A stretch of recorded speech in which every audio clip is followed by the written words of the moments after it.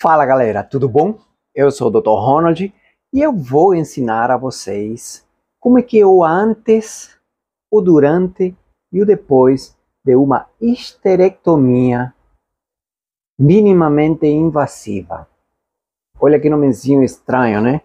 Histerectomia minimamente invasiva. Aqui, ó, histerectomia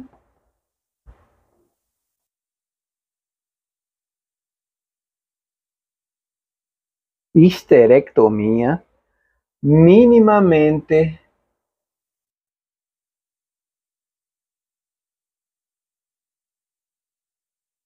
invasiva.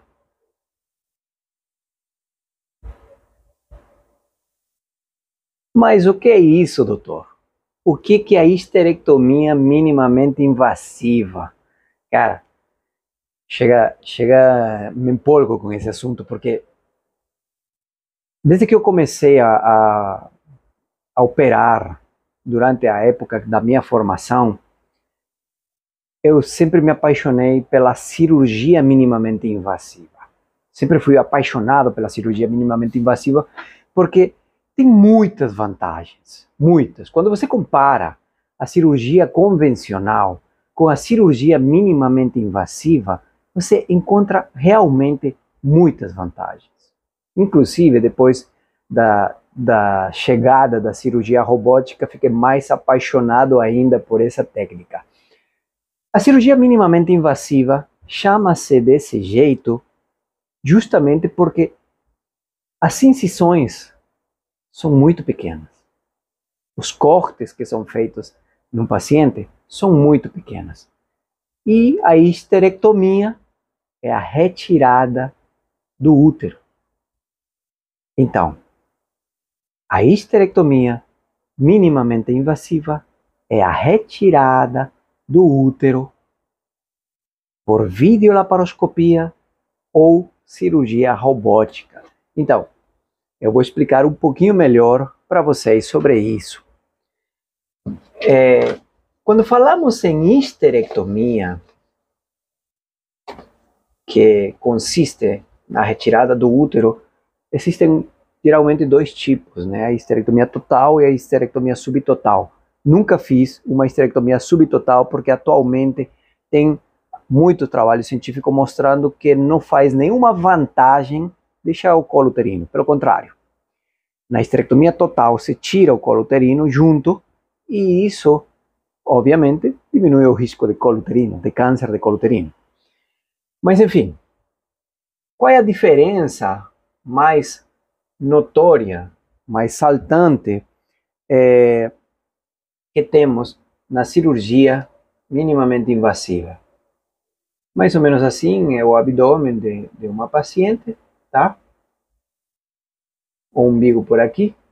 Quando você faz uma histerectomia convencional, você faz uma incisão mais ou menos como uma cesariana, tipo assim,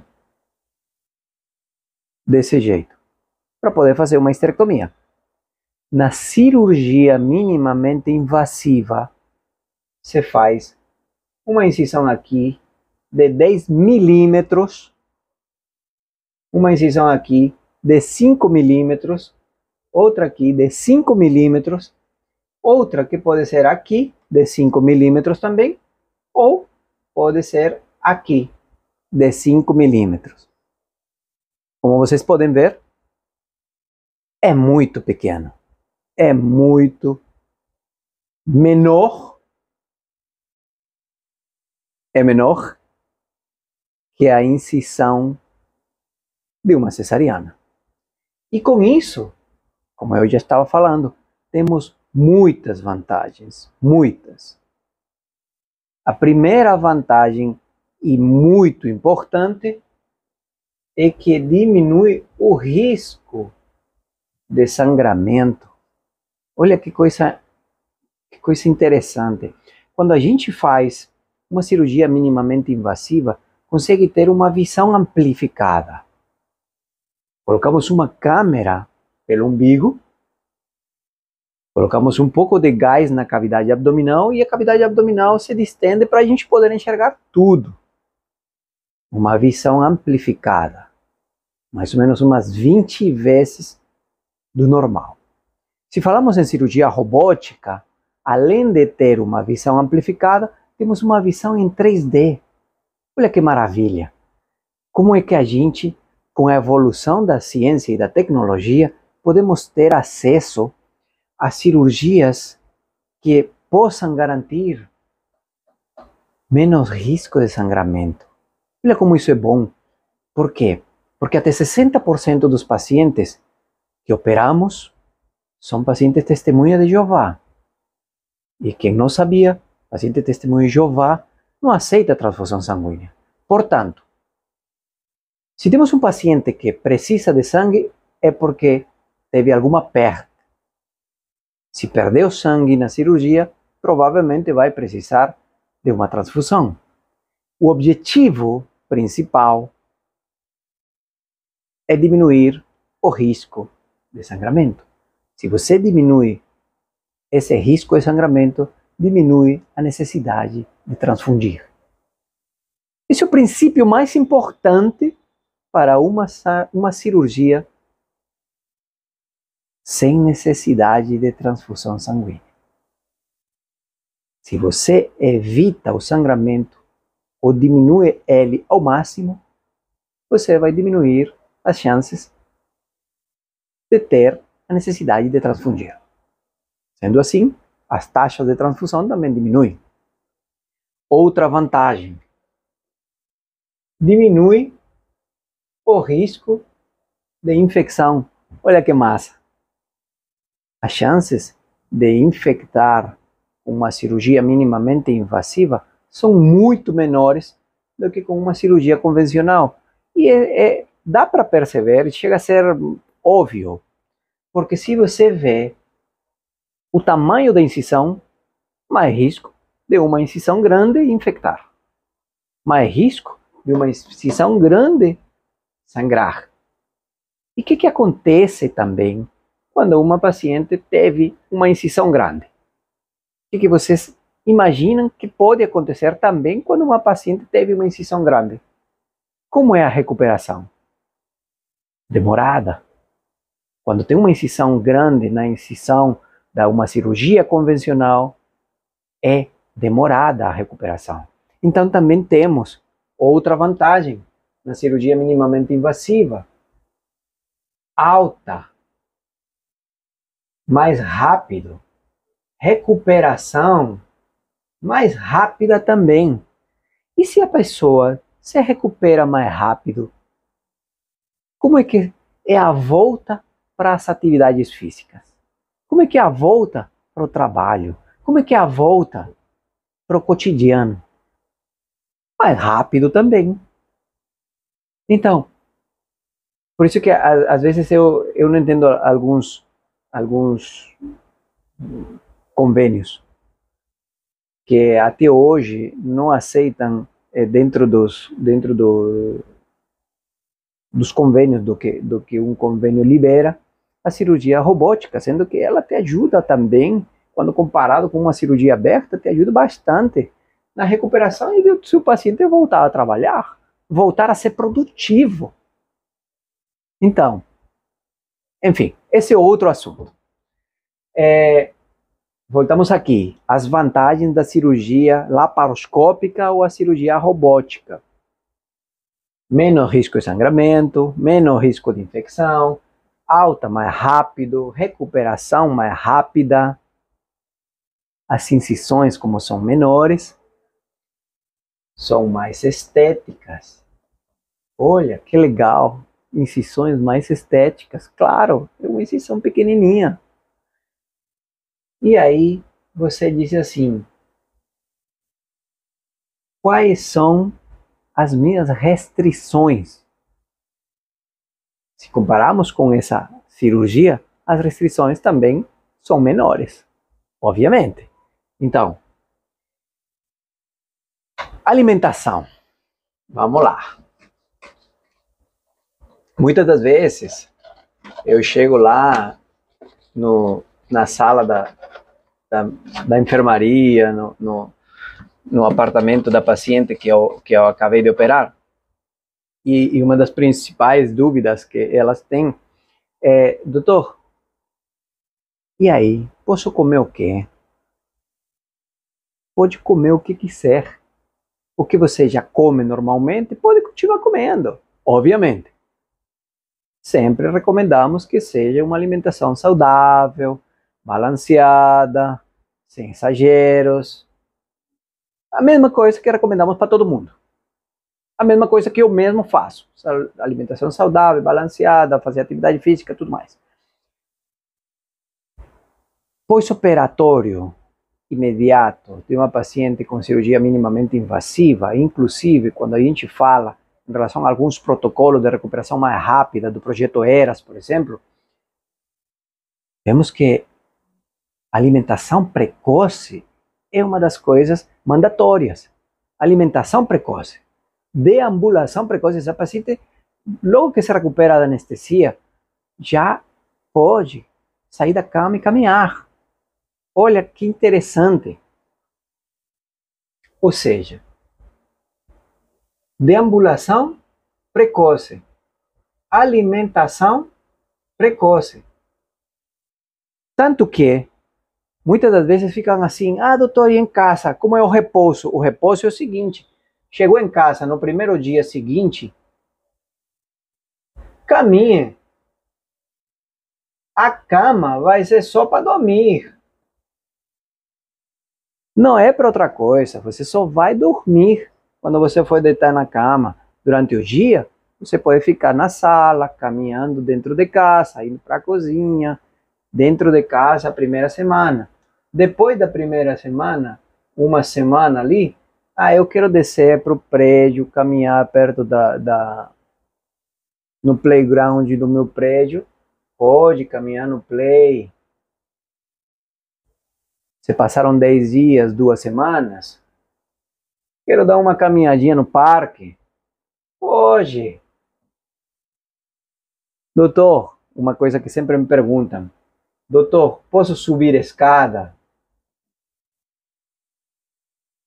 Depois de 2 semanas, que geralmente é a consulta, trazendo o resultado, né? O resultado da anatomia patológica. Tudo que a gente tira de um paciente, manda para análise, manda para anatomia patológica. Aí, doutor, eu posso subir escada? Eu posso dirigir carro? Pode. Eu não operei as pernas. Então, isso daqui não tem restrição.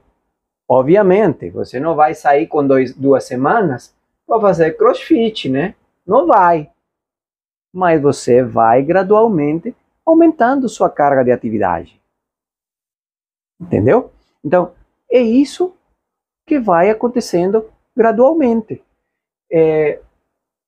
Outra das coisas que me perguntam muito no consultório, quando já voltam, né, depois de 2 semanas, doutor, e quando é que eu já posso ir para a academia? Quando é que eu já posso voltar para a academia, malhar? Eu recomendo que seja depois de 1 mês. E com intensidade baixa, e você que vai medindo a intensidade. Tá indo bem, vai aumentando. Não, peraí, tá puxado, vai diminuindo a intensidade e assim gradualmente. Como qualquer uma pessoa que passou 1 mês sem fazer atividade física. Certo? Depois disso, outra das coisas que me perguntam, e é natural ter essa resposta, é necessária ter essa resposta. Relações sexuais. Se liga, a gente quando tira o útero, faz uma rafia da tranja vaginal lá no fundo da vagina, na parte interna, bem alto, com um fio absorvível. Esse fio absorvível vai deixando a vagina fechada na parte interna e vai cicatrizando, e na média demora de 40 a 60 dias, e esse é o período que a gente recomenda aguardar para poder ter relações. Certo? Essa é uma recomendação importante. Por quê? Porque quando é feito antes disso, pode machucar, pode abrir, pode ferir, pode sangrar. Tá? Então, seguindo essas recomendações adequadamente, não tem por que dar alguma complicação, tá? Que, obviamente, por mais certa que seja feita a cirurgia, por mais minimamente que seja, sempre existem riscos. Isso é uma das coisas que eu sempre falo. Cirurgia, qualquer uma, até para tirar um dente, tem risco, ok?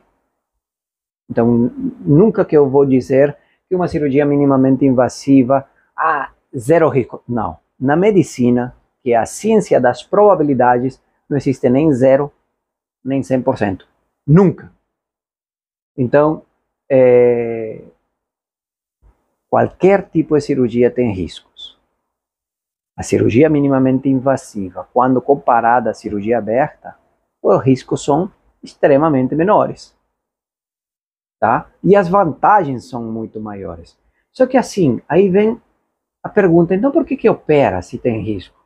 Porque os benefícios de operar,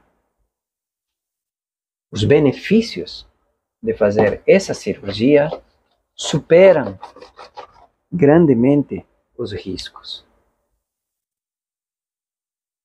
Os benefícios são maiores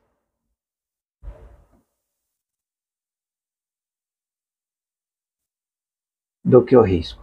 O risco é pequeno e o benefício é grande. Por isso que a gente opera. Quando o benefício supera o risco. Se não operamos. Se eu vou ver que eu vou operar e tem mais risco do que benefício, não opero. Ok? Cirurgia, para ser feita, o benefício tem que superar o risco. Então, novamente falando e repetindo esse assunto, para fazer uma recapitulação. A cirurgia minimamente invasiva quer dizer a esterectomia, laparoscópica ou cirurgia robótica. Qualquer uma das técnicas tem vantagens superiores a uma cirurgia convencional. Agora, se você me dizer assim, entre a laparoscópica e a robótica tem suas indicações mais específicas, e quando a gente tem cirurgias mais complexas, é que a robótica ganha relevância. Por exemplo, quando a gente vai operar uma cirurgia de endometriose que tem umas aderências maiores, pegando reto, pegando bexiga, próximo do ureter ou no ureter, então aí ganha mais relevância a cirurgia robótica. Quando a gente tem um útero miomatoso, muito volumoso, ganha relevância a cirurgia robótica. Quando vamos fazer alguma dissecção que precisa de muitos cuidados específicos para preservar o ureter ou alguma outra estrutura nobre, ganha relevância a cirurgia robótica. Não que não possa ser feito com a cirurgia videolaparoscópica, mas a cirurgia robótica ganha relevância. Ok? Então, se você conhece alguém que fez uma esterectomia ou está precisando fazer uma esterectomia, mostre esse vídeo. E não duvide em entrar em contato.